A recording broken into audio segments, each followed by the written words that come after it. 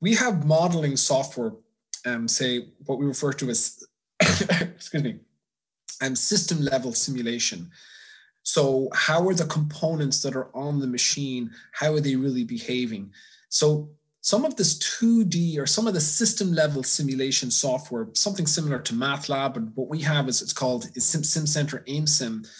That's a multi-physics modeling software that can model the mechanical, the electrical, the thermal, the fluid. It's an incredible tool that can really simulate, are the components, the pressures and the heats, whatever, are they behaving, are the components behaving as expected? And we can model that behavior. That model then can actually run, we can encapsulate it as a functional mock-up unit, and that can actually be loaded onto an edge device and do what we refer to as live twin, where up to now, what I've been referring to is using a CAD model of a machine or using a digital twin, a simulation to test something, to verify something before it's built. You can also use these system level tools to verify, are the components on the machine sized correctly? The hydraulics, the electrics, the heating, the cooling, is everything sized correctly, or the right components?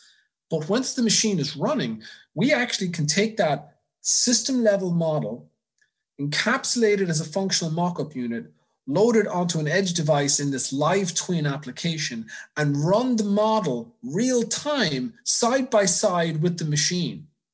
And then we're actually able to do what's known as virtual sensors in the model.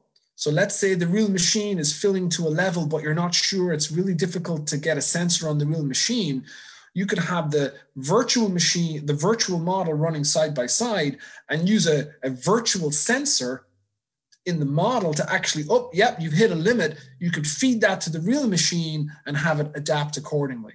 So absolutely, not all simulation tools, like some of the simulation tools we have, like for computational fluid dynamics, they take a little bit of time to run.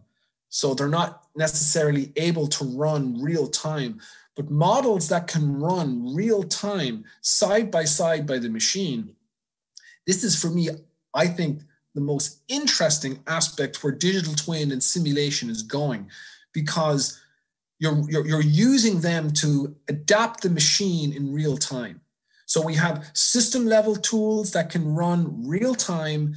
We can encapsulate them as an FMU, put them on an edge device, and then interact with the machine, use virtual sensors where necessary.